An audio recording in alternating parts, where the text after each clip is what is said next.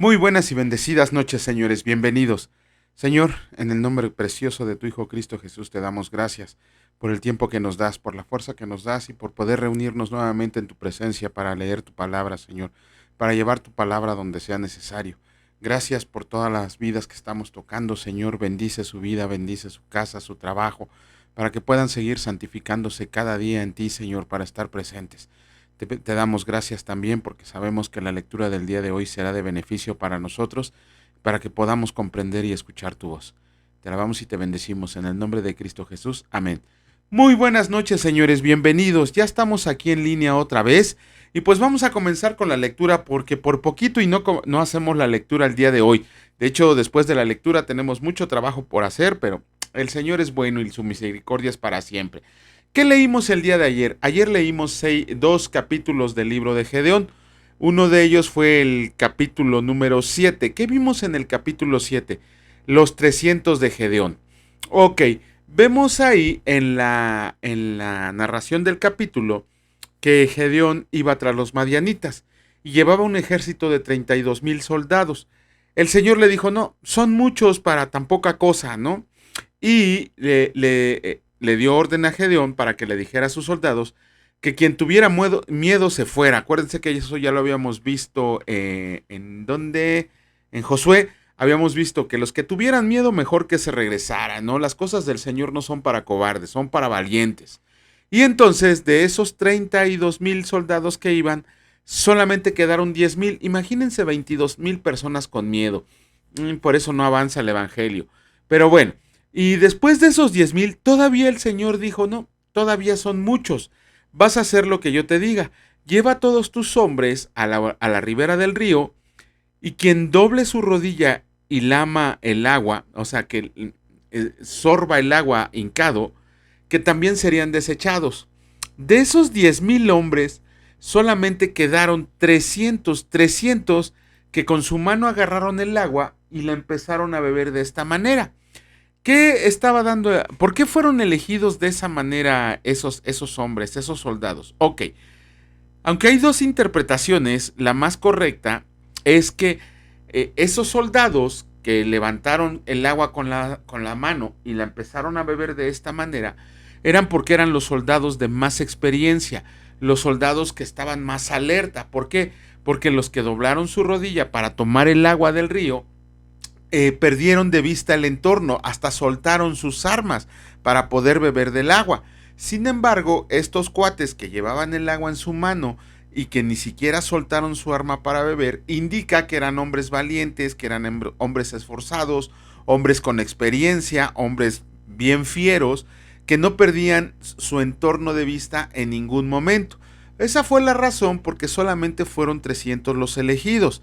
Ajá, después vemos de ahí que esos 300 elegidos también el Señor le dio indicaciones a Gedeón para que dentro de 300 vasijas de barro metiera antorchas, para que cuando llegaran al campamento los confundieran y que pudieran hacer lo que el Señor les había mandado. Vemos que cuando Gedeón le hace así, con las antorchas dentro de las vasijas de barro y unas trompetas que llevaban, el Señor infundió miedo en todos esos corazones. Tan es así que la palabra señala que se atacaban unos a otros. De esa manera, Gedeón obtuvo una gran victoria sobre los madianitas. En el capítulo 8 vemos que también Gedeón, todavía con esos 300 hombres, empezó a perseguir a los reyes filisteos Seba y Salmuna. Y en esa corretiza que les iba dando, Gedeón pasó por un pueblo llamado Sucot, donde pidió pan para él y para sus hombres. Eran 300, ni modo que no hubiera comida en esa ciudad. Pero los hombres de Sucot se negaron a darle el pan, porque le recriminaron incluso si ya traía presos a Seba y a Salmuna. De la misma manera, cuando pasó por una ciudad llamada Peniel, le volvieron a negar el pan a Gedeón. A los de Sucot les dijo, voy a regresar y voy a azotar a todos con cardos y espinas. Y a los de Peniel les dijo, voy a derribar su torre. Y ahí vemos que ya en camino a capturar a Seba y Salmuna, se le unieron más tribus. De hecho, se le unió toda la tribu de Efraín, que fueron los que capturaron a Seba y a Salmuna. Y ellos se enojaron porque Gedeón no les había dado la oportunidad de ir con ellos a batalla. Pero Gedeón les dice muy hábilmente, les dice, pero es que qué cosa hice yo si ustedes fueron los que capturaron a los reyes. Con eso los cuates de Efraín se dieron por bien servidos y le entregaron a Seba y a Salmuna en sus manos. Ya cuando los tenía en sus manos, Gedeón pues escabechó a los dos, tanto a Seba como a Salmuna, y regresó a Peniel y a Sucot, porque ya se las tenía juradas. Cuando llegó a Sucot, le pidió a un muchachito que iba pasando por ahí que le diera los nombres de los personajes principales de la ciudad de Sucot. Y este muchachito le dio los nombres de 77 ancianos. Ancianos se refiere a que eran los más poderosos o de más conocimiento. Cuando se los dio los nombres, el buen Gedeón, Gedeón agarró varas de cardos y espinas y con eso azotó desnudos a todos los 77 personas que les habían dicho que eran los jefes de Sucot. Si alguna vez han tenido la oportunidad de leer un libro que se llama La República de Platón, vemos que es el castigo más vergonzoso que se podía hacer sobre algún ciudadano en el tiempo que lo escribió Platón. Pero aquí estamos viendo que Gedeón avergonzó a esos 77 ancianos poderosos porque los desnudó. Imagínense cómo les dejó la piel, cómo los dejó arrastrados, con la chicotiza que les dio con cardos y espinas. Y a los de Peniel no les fue mejor, porque como se los había prometido, regresó a tirar la torre con todos los que estaban adentro. Ya con eso, Gedeón se regresó a su tierra. Debido a las victorias que había obtenido sobre madianitas y sobre filisteos, los israelitas le empezaron a pedir que Gedeón fuera su rey. Pero Gedeón y sus hijos se negaron, sus hombres también dijeron que él no iba a ocupar un lugar que solo le correspondía a Dios. Ahí vemos una gran muestra de humildad y de entereza que mostró Gedeón. Pero, les voy a ser sincero, ayer solamente leí 25 versículos cuando el capítulo era de 35, que los vamos a leer ahorita. Dice, y fue el peso de los arcillos de oro que él pidió, 1700 ciclos de oro, sin las planchas y joyeles y vestidos de púrpura que traían los reyes de Madián, y sin los collares que traían sus camellos al cuello. Y Gedeón hizo de ellos un efod, el cual hizo guardar en su ciudad de Ofra, y todo Israel se prostituyó tras de ese efod en aquel lugar, y fue tropezadero a Gedeón y a su casa. Así fue subyugado Madián delante de los hijos de Israel, y nunca más volvió a levantar cabeza, y reposó la tierra 40 años en los días de Gedeón. Luego Jerobaal, hijo de Joás, fue y habitó en su casa. Y tuvo Gedeón 70 hijos que constituyeron su descendencia, porque tuvo muchas mujeres. También su concubina, que estaba en Siquem, le dio un hijo, y le puso por nombre Abimelech. Y murió Gedeón, hijo de Joás, en buena vejez, y fue sepultado en el sepulcro de su padre Joás, en Ofra de los Abieseritas.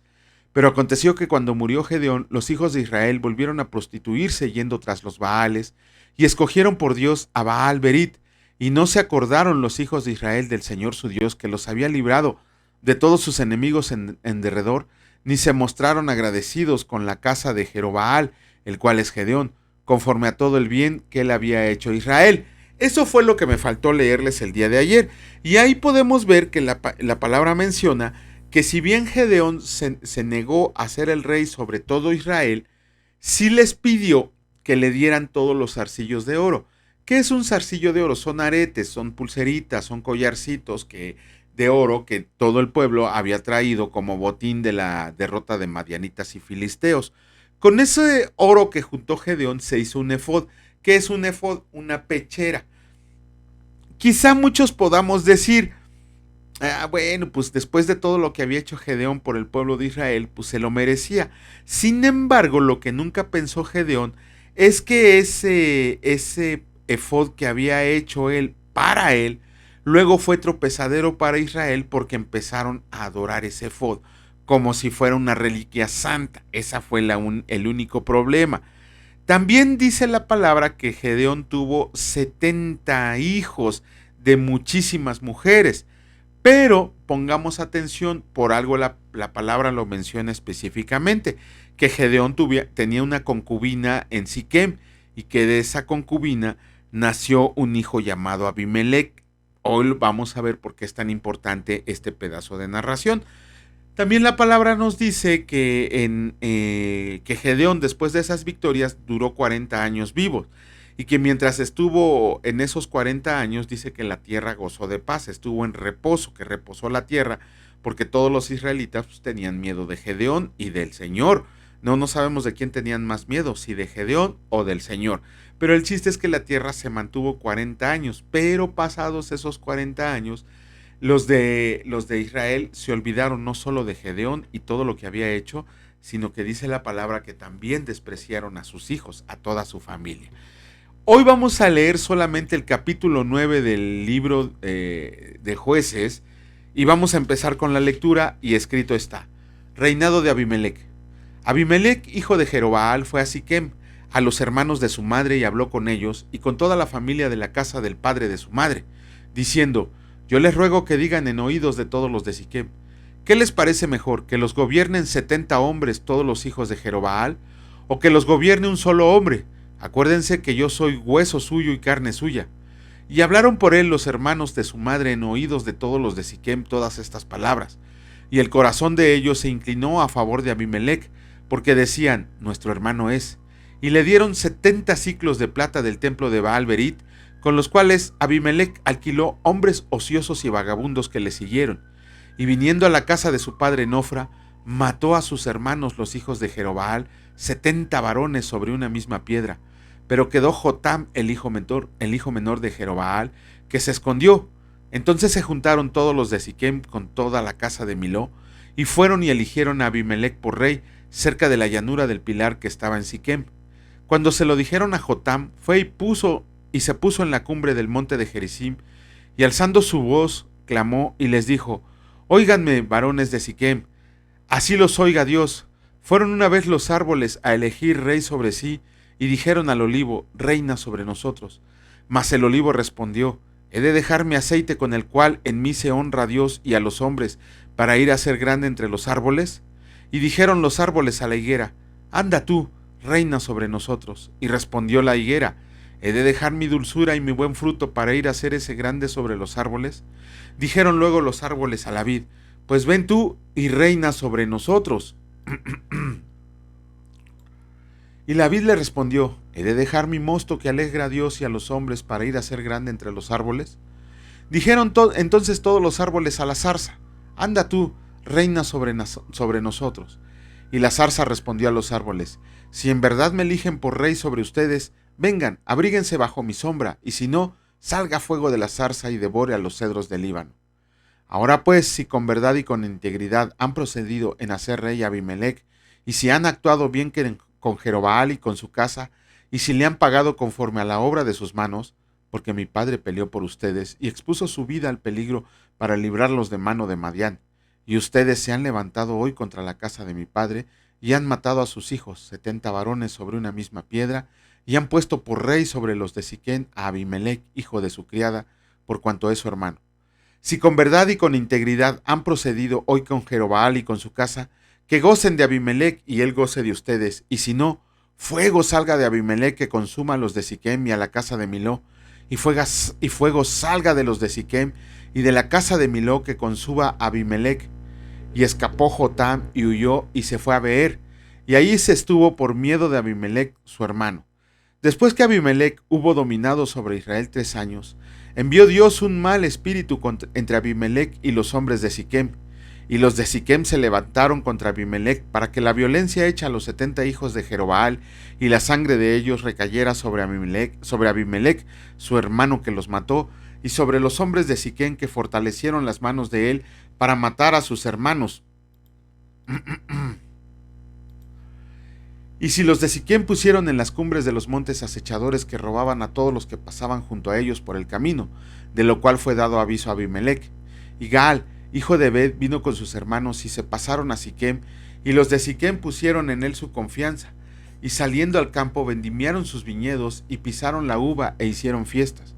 Y entrando en el templo de sus dioses comieron y bebieron y maldijeron a Abimelec y a Gaal, hijo de Ebed, quien dijo: ¿quién es Abimelec y quién es Siquem para que nosotros le sirvamos?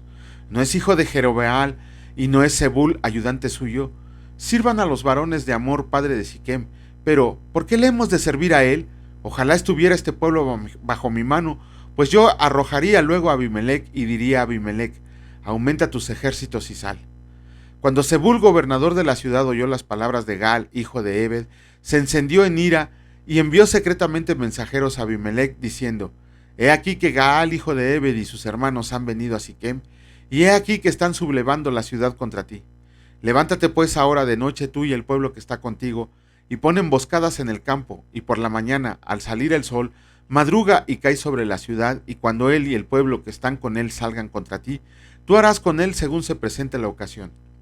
Levantándose pues de noche Abimelec y todo el pueblo que con él estaba, pusieron emboscada contra Siquem con 4 compañías, y Gaal, hijo de Ebed, salió y se puso a la entrada de la puerta de la ciudad, y Abimelec y todo el pueblo que con él estaba se levantaron de la emboscada.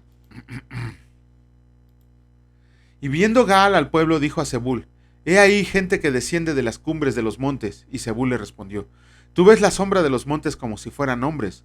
Volvió Gaal a hablar y dijo, he ahí gente que desciende de en medio de la tierra, y una tropa viene por el camino de la encina de los adivinos. Y Zebul le respondió, ¿dónde está ahora tu boca con que decías, quién es Abimelec para que le sirvamos? ¿No es este el pueblo que tenías en poco? Sal pues ahora y pelea con él.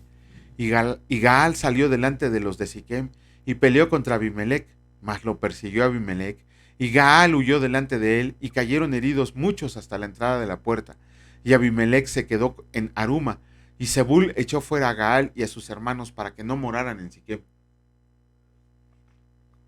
Aconteció el siguiente día que el pueblo salió al campo, y fue dado aviso a Abimelec, el cual, tomando gente, la repartió en 3 compañías y puso emboscadas en el campo. Y cuando miró, he aquí el pueblo que salía de la ciudad, y se levantó contra ellos y los atacó, porque Abimelec y la compañía que estaba con él acometieron con ímpetu y se detuvieron a la entrada de la puerta de la ciudad, y las otras 2 compañías acometieron a todos los que estaban en el campo y los mataron. Y Abimelec peleó contra la ciudad todo aquel día, y tomó la ciudad, y mató al pueblo que en ella estaba, y asoló la ciudad, y la sembró de sal. Y cuando oyeron esto, todos los que estaban en la torre de Siquem se metieron en la fortaleza del templo del dios Berit, y fue dado aviso a Abimelec de que estaban reunidos todos los hombres de la torre de Siquem.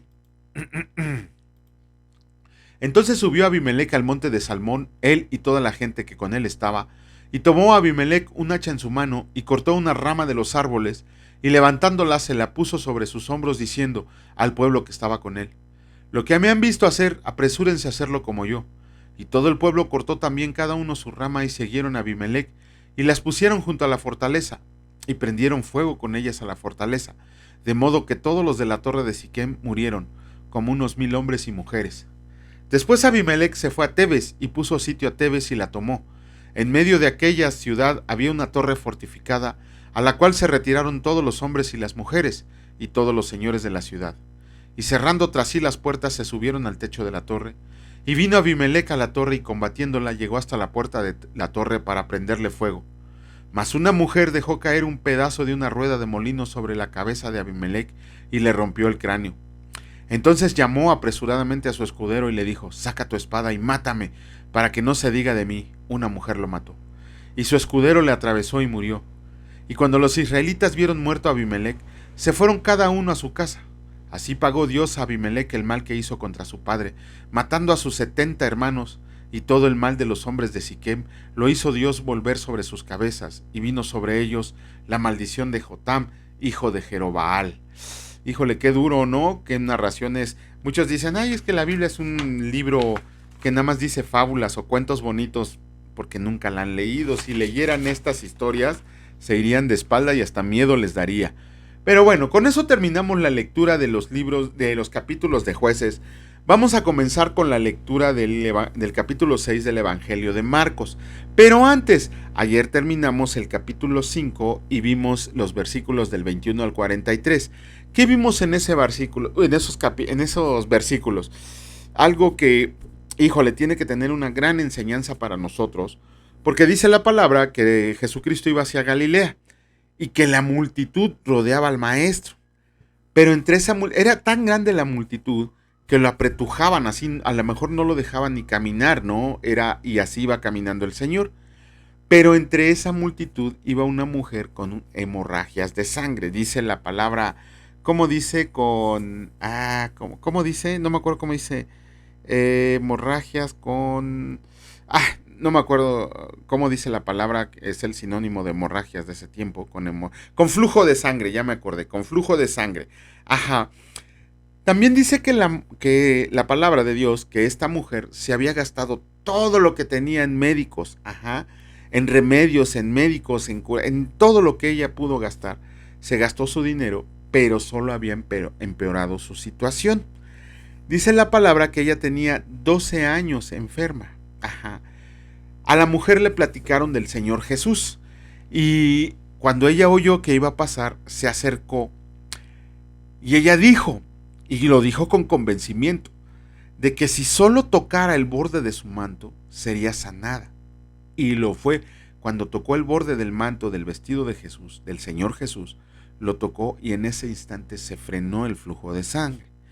La palabra nos menciona que el Señor Jesús sintió el poder que había salido de él y preguntó quién lo había tocado.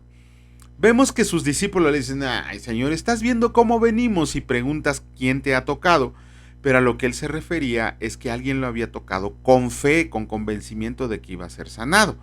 Ajá, había sentido el Señor Jesús el poder que había salido de él. Obviamente cuando la mujer se dio cuenta de que el Señor Jesús sintió que alguien lo había tocado y había salido poder de él, con todo el miedo del mundo se acercó confesando que había sido ella y lo que hizo fue postrarse a sus pies. El Señor Jesús le dijo unas palabras que debemos de apropiarnos nosotros. Le dijo, hija, tu fe te ha sanado. Ajá. Y dicen que en ese instante, bueno, ya desde que había tocado el mantel, la mujer se fue. De hecho, en otro evangelio, esta es una de las pocas ocasiones en que el Señor Jesús se maravilló, porque dice que esta mujer le maravilló la fe que tenía de tan solo con tocarlo, ¿no? ¿Qué nos debe de dejar de enseñanza estos versículos? ¿Cuántos de nosotros llegamos al Señor Jesús como última opción? Como última opción ¿cómo se llama? Que ya no hay de otra. Ya buscamos en todos lados y jamás hubo algo que nos llenara. Yo pasé, les doy un testimonio porque no tengo la oportunidad de conocerlos. Quizá mi testimonio no les sirva, quizás sirva como mal ejemplo. Pero yo nací en cuna católica, de ahí practiqué el budismo, practiqué el zoroastrismo, fui masón, ¿cómo se llama? Me faltó nada más ser musulmán, ¿no? Aunque ya me estaba llamando la atención. Pero de todas las cosas que vi, que aprendí, nunca jamás pude tener una llenura, una plenitud, algo que me llenara. De hecho, también cuando conocí al Señor Jesús hace 23 años, tampoco llenó en ese momento mi vida. Siempre me consideré un buscador de la verdad, decía yo, leía libros, estudiaba, comprendía, trataba de llenar ese hueco. Hasta que el Señor Jesús vino a mí. Vino a buscar a su oveja que se le había salido de su redil hace 20 años, precisamente en el 2003. En abril de 2003 estamos cumpliendo. De hecho, ya cumplí 20 años de haber recibido verdaderamente a Jesús. 23 desde que hice la oración de fe, pero 20 años de haber recibido verdaderamente a mi Señor Jesús y haber recibido mi bautismo de Espíritu Santo. Ajá. Yo me acerqué a él en una etapa de mi vida en la que estaba por los suelos, en la que ya nadie daba un peso por mí, en la que todos me tenían lástima por ver la vida que estaba yo llevando, que yo mismo sentía lástima de mí, decía, yo de aquí no voy a pasar, ya soy, hasta aquí llegué, jamás voy a hacer nada, ¿no? Todos mis sueños, todas mis ilusiones se fueron al caño, yo no tenía absolutamente nada. Fue cuando llegué a Jesús como última opción. Y ahí vemos cómo el Señor Jesús actuó, pero eso será cuestión de otro testimonio. Vemos que en el caso de la mujer sirofenicia fue su última opción.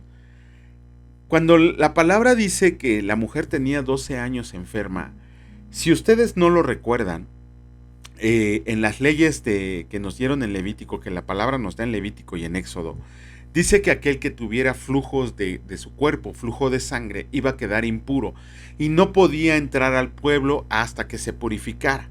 Imagínense la vida de esta pobre mujer, 12 años viviendo en soledad, 12 años viviendo en soledad sin que nadie se le acercara, porque aquel que se le acercaba quedaba impuro.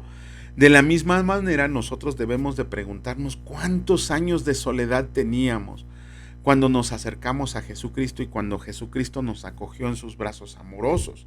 Eso era la soledad en la que vivía esta mujer y en la que vivíamos nosotros. De ahí mismo, la mujer se acercó a él creyendo que sería sanada, creyendo con fe. De hecho, la palabra fe significa creer. Ella se acercó con fe, creyendo que el Señor Jesús la iba a salvar. Y verdaderamente fue así. De la misma manera, cuando nosotros nos acercamos al Señor Jesús y nos acercamos con una fe verdadera, porque hay dos tipos de fe, la fe común que tienen todos los hombres y la fe salvadora, que es la que practicamos nosotros los hijos de Dios. Cuando nos acercamos con esa fe salvadora al Señor Jesús, sabíamos que íbamos a ser restaurados, que nuestra vida iba a cambiar. Y no me refiero en el sentido de que íbamos a ser millonarios, que íbamos a ser sanados, que íbamos... No, ninguna de esas tonterías que les enseñan otras iglesias. Sino que nuestra vida iba a cambiar tan solo por el hecho de tener la esperanza de que íbamos a estar en la eternidad con el Creador del mundo, con aquel que había dado su vida para que yo fuera libre de mis pecados. Con esa fe nos tenemos que acercar a Jesucristo. Cuando la mujer serofenicia, es que en otro evangelio así se le dicen, cuando la mujer con flujo de sangre se le acercó, ¿qué fue lo primero que hizo? Nos postramos llenos de amor y gratitud ante él. Yo recuerdo, como les mencionaba, en abril del 2003, yo me acuerdo que cuando el Señor Jesús se dirigió a mí, verdaderamente escuché su voz, yo me postré en adoración a él, porque no podía creer que una basura, una inmundicia como yo, tuviera una oportunidad de enmendar su vida ante el Rey de Reyes, ante el Señor de Señores. Y me postré y lloré y me arrepentí y le pedí perdón. Y el Señor Jesús no me recriminó absolutamente nada, sino que dijo: tu fe te ha salvado, ya estás aquí, ya estás conmigo, anda, camina y haz el bien, santifícate. ¿Cuántos de nosotros fuimos sanados y salvados? O al revés, ¿cuántos de nosotros hemos sido salvados y sanados?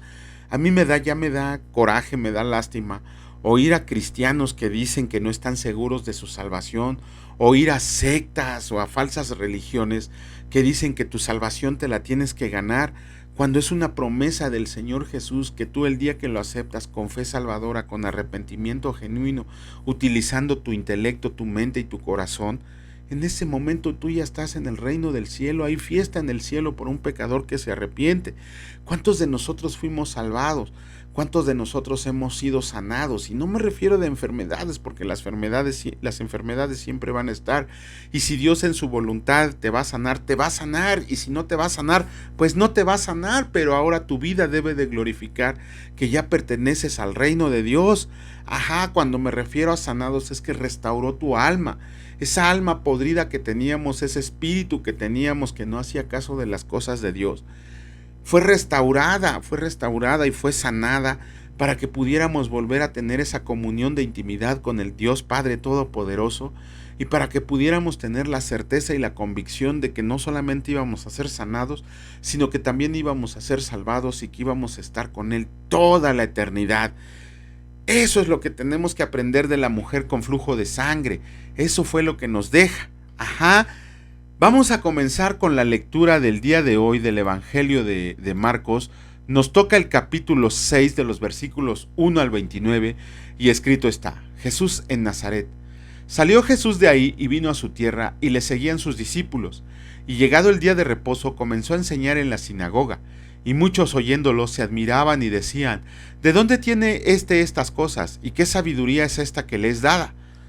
Y estos milagros que por sus manos son hechos, ¿no es este el carpintero, hijo de María, hermano de Jacobo, de José, de Judas y de Simón? ¿No están también aquí con nosotros sus hermanas?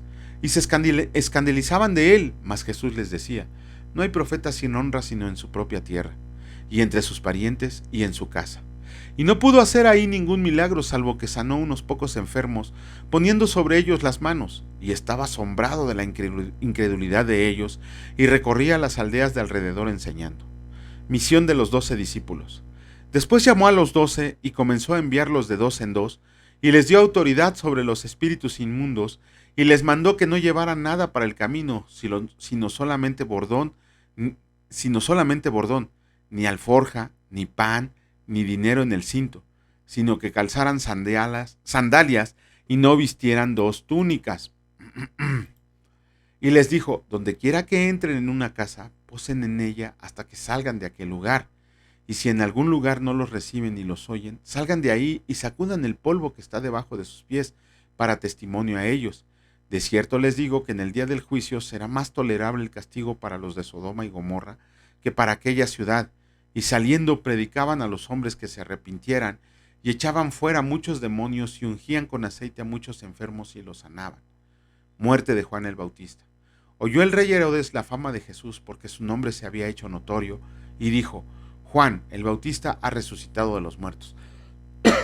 Por eso actúan en él estos poderes. Otros decían, es Elías, y otros decían, es un profeta o alguno de los profetas. Al oír esto, Herodes dijo, este es Juan, el que yo decapité, que ha resucitado de los muertos. Porque el mismo Herodes había enviado y prendido a Juan y le había encadenado en la cárcel por causa de Herodías, mujer de Felipe su hermano, pues la había tomado por mujer. Porque Juan decía a Herodes, no te es lícito tener a la mujer de tu hermano. Pero Herodías le acechaba y deseaba matarle y no podía, porque Herodes temía a Juan, sabiendo que era varón justo y santo, y le guardaba a salvo. Y oyéndolo se quedaba muy perplejo, pero le escuchaba de buena gana. Pero venido un día oportuno en que Herodes, en la fiesta de su cumpleaños, daba una cena a sus príncipes y tribunos y a los principales de Galilea, entrando de la hija de Herodías, danzó y agradó a Herodes y a los que con él estaban a la mesa. Y el rey dijo a la muchacha, pídeme lo que quieras y yo te lo daré. Y le juró, todo lo que me pidas te daré, hasta la mitad de mi reino. Y saliendo ella dijo a su madre, ¿qué pediré? Y ella le dijo, la cabeza de Juan el Bautista. Entonces ella entró prontamente al rey y pidió diciendo, quiero que ahora mismo me des en un plato la cabeza de Juan el Bautista. Y el rey se entristeció mucho, pero a causa del juramento y de los que estaban con él a la mesa, no quiso desecharla.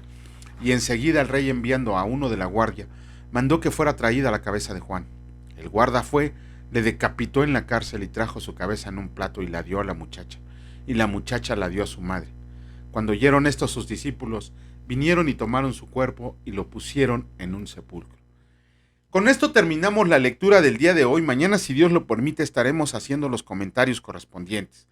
Señor, te alabamos, te bendecimos, te damos gloria y honra. Gracias por tu infinita misericordia, por tu infinito amor, por tu infinita bondad, porque tú estás con nosotros, Señor, desde el día en que decidimos seguirte, desde el día en que nos convertimos en seguidores tuyos, en discípulos tuyos, porque sabemos que tu gracia es eterna para siempre, que no hubo nada que pudiéramos hacer nosotros para ganarnos ese regalo inmerecido, sino que tú en tu infinito amor nos los otorgaste a cada uno de nosotros. Asimismo, Señor, te pedimos que con ese amor con el cual nos has cubierto, nos des fuerza, nos des sabiduría, nos des conocimiento y discernimiento, para poder llevar tu palabra a quien la necesite, que nos volvamos hacedores de tu palabra y no solamente oidores, que estemos dispuestos a ir a donde nos mandes sin miedo, Señor, porque tú no quieres gente miedosa ni cobarde, quieres gente violenta que arrebate el reino para ti, que sean muchos los que doblen su rodilla y sobre todo, Señor, que comprendamos que tú eres el único Rey de reyes y Señor de señores. Gracias por el alimento que nos diste del día de hoy, por el alimento espiritual y sobre todo gracias por los que van en camino a su casa, por los que van en camino a su trabajo, que los cuides, que los bendigas, Señor, y a nosotros los que ya estamos resguardados en el hogar que nos has dado a administrar, te pedimos que tu bendición nunca falte, que el día de mañana sea aún mayor la presencia tuya con nosotros que los días anteriores. Gracias por un día más en esta creación en la cual nos has puesto para hacer luz del mundo. Y gracias, Señor, porque es un día menos para estar contigo en tu presencia. Bendito seas por siempre y para siempre. Amén. Que Dios les bendiga, señores, y si Dios lo permite, nos vemos el día de mañana. Cuídense mucho. Hasta luego.